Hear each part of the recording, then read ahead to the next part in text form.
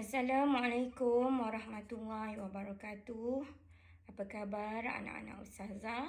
Ustazah harap semuanya sihat.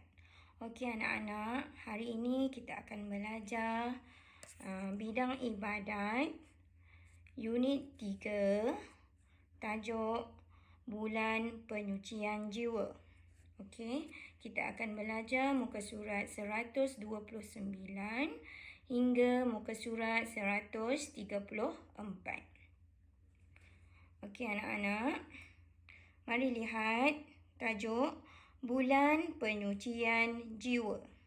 Okey, anak-anak boleh teliti dan fahami. Okey, lihat gambar orang yang sedang bersembahyang berjamaah di masjid. Okey, persoalan di sini. Apakah ibadat sunat yang hanya dilakukan pada bulan Ramadan? Okey, anak-anak boleh fikir, apakah ibadat sunat yang hanya dilakukan pada bulan Ramadan? Okey, apa dia jawapan dia anak-anak? Jawapannya ialah solat tarawih yang dilakukan pada malam hari dalam bulan Ramadan.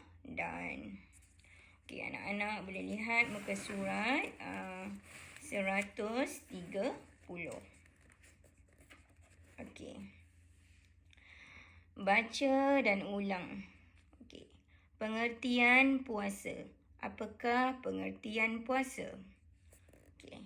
Puasa ialah menahan diri daripada perkara-perkara yang membatalkan puasa bermula daripada terbit fajar hingga terbenam matahari disertai dengan niat. Okey, itu ialah pengertian puasa. Okey, apa pula dalil puasa? Dalil puasa ialah, anak-anak boleh lihat, surah Al-Baqarah, surah yang kedua, ayat 183. Okey, mari baca bersama-sama Ustazah. A'udzubillahi minasyaitonirrajim. Ya ayyuhallazina amanu kutiba alaikumus siyamu kama kutiba alallazina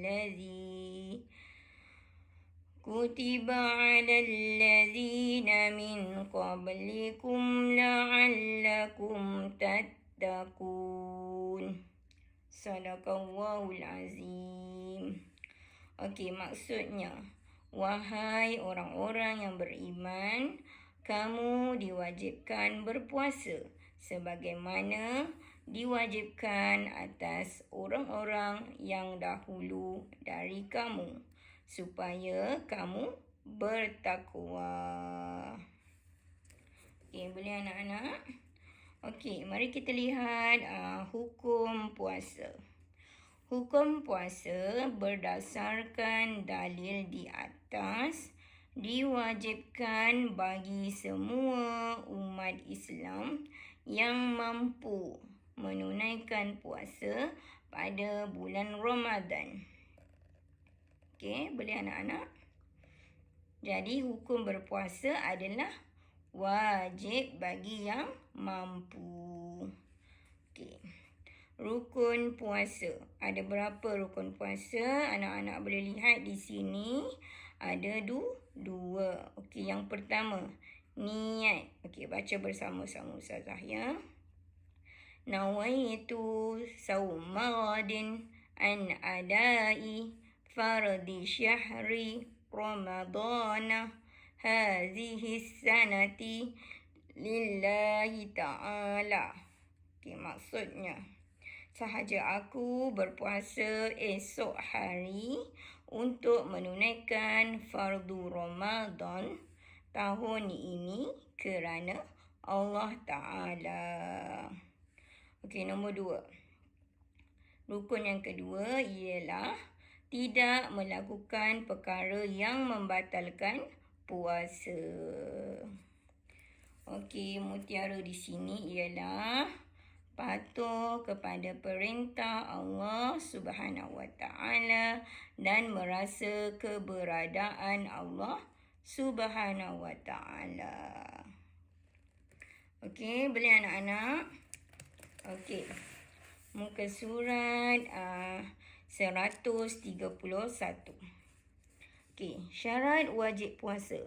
Apakah dia syarat wajib puasa? Ada berapa? Okey, 1, 2, 3, 4. Ada 4 syarat wajib puasa. Siapakah orang yang wajib berpuasa? Okey, yang pertama, Islam. Okey, iaitu tidak wajib bagi orang kafir. Orang kafir tidak wajib berpuasa. Okey, yang kedua, baligh, iaitu kanak-kanak tidak diwajibkan berpuasa. Kanak-kanak yang belum baligh, belum mumaiz, tidak wajib berpuasa. Okey, nombor 3, berakal, iaitu orang gila tidak diwajibkan berpuasa. Hanya orang-orang yang waras sahaja yang diwajibkan berpuasa. Yang keempat, mampu, iaitu tidak uzur dan tidak sakit. Iaitu dia mampu berpuasa sehingga terbenamnya matahari. Okey, itu adalah syarat wajib. Okey, mari kita lihat syarat sah puasa. Syarat sah puasa ada 4 juga. Yang pertama, Islam, iaitu orang yang bukan Islam tidak sah puasa. Kalau dia seorang kafir, puasanya tidak sah. Okey, yang kedua, suci daripada haid, nifas dan wiladah. Okey, ini bagi perempuan, khusus bagi wanita. Mestilah suci daripada haid, nifas dan juga wiladah. Okey, yang ketiga, berakal, iaitu memaiz. Iaitu tidak sah puasa orang gila, pengsan atau belum memaiz. Memaiz ini ialah membezakan antara baik dan buruk. Okey, yang keempat, bertepatan dengan waktunya. Bertepatan dengan waktunya, iaitu tidak berpuasa pada hari-hari yang diharamkan berpuasa. Contohnya, Hari Raya Aidilfitri dan Aidiladha. Kita hendaklah berpuasa pada hari-hari yang dibolehkan sahaja. Okey, persoalan di sini. Kanak-kanak yang belum baligh tidak wajib berpuasa. Tetapi hukum puasa mereka sah. Jika mereka berpuasa, maka puasa mereka adalah sah. Okey, faham anak-anak? Okey, mari kita lihat muka surat 132. Okey. Sunat-sunat puasa. Apakah sunat-sunat berpuasa? Okey. Yang pertama, bersahur.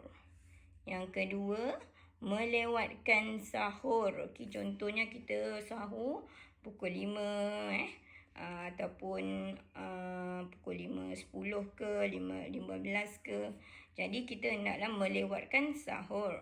Okey, awak tak perlulah sahur terlalu awal, pukul 2 ke, pukul 1 malam ke. Okey, jadi terlalu awal.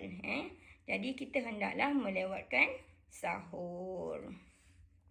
Okey, yang ketiga, memperbanyak amalan sunat seperti bertadarus, bersedekah dan beriktikaf.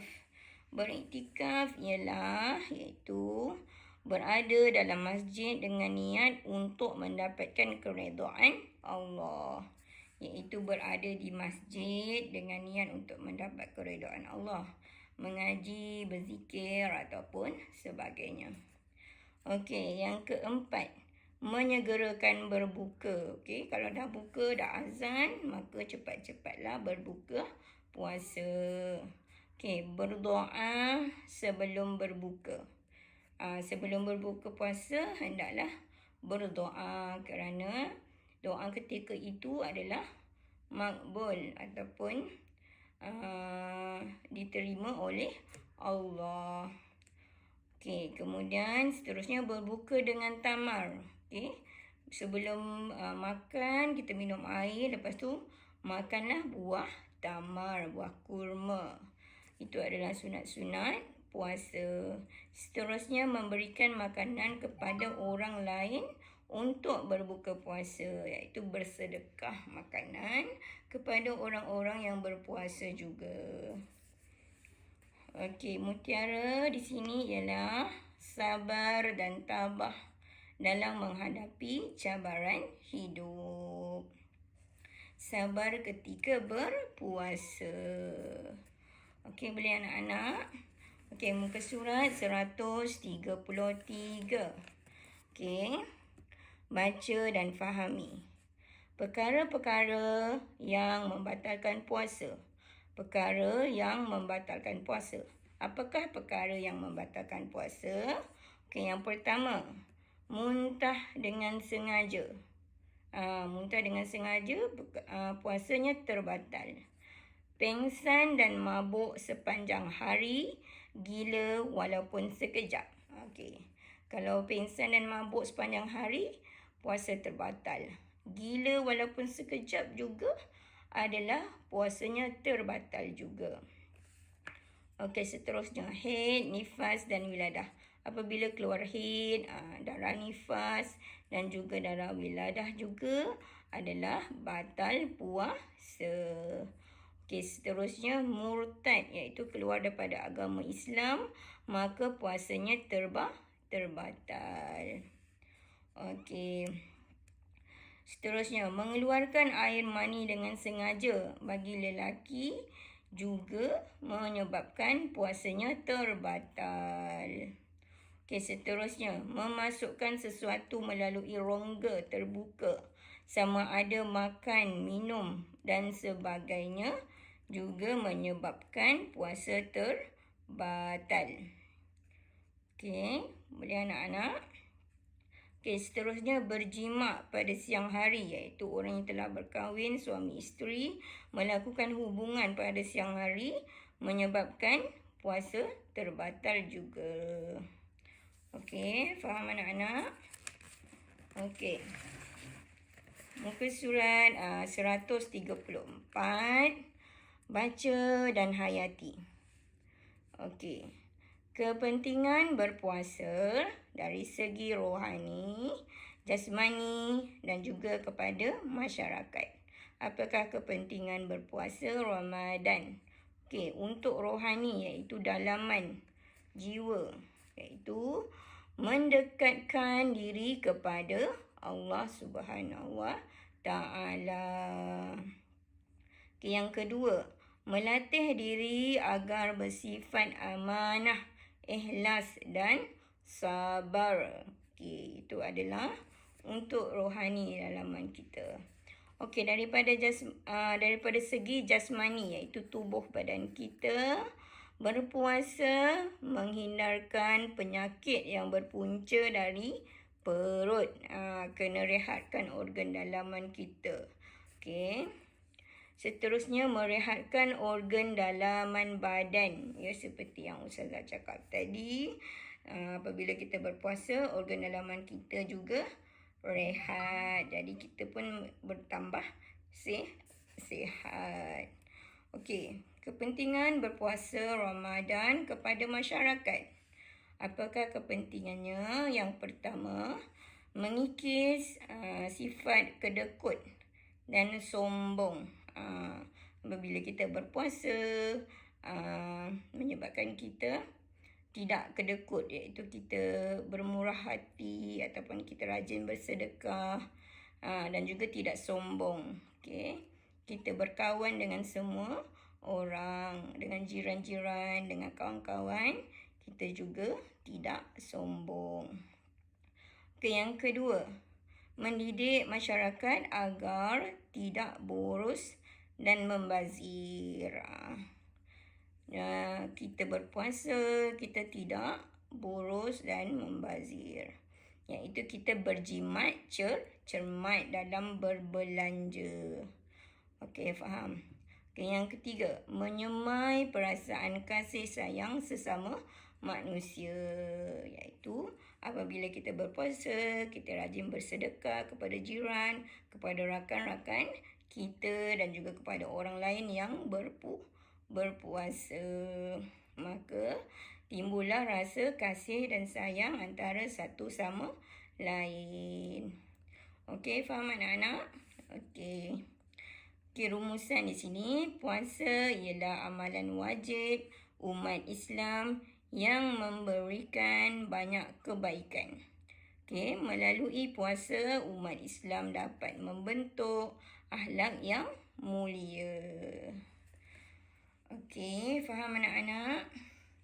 Okey, itu saja pembelajaran untuk hari ini. Okey, terima kasih. Assalamualaikum.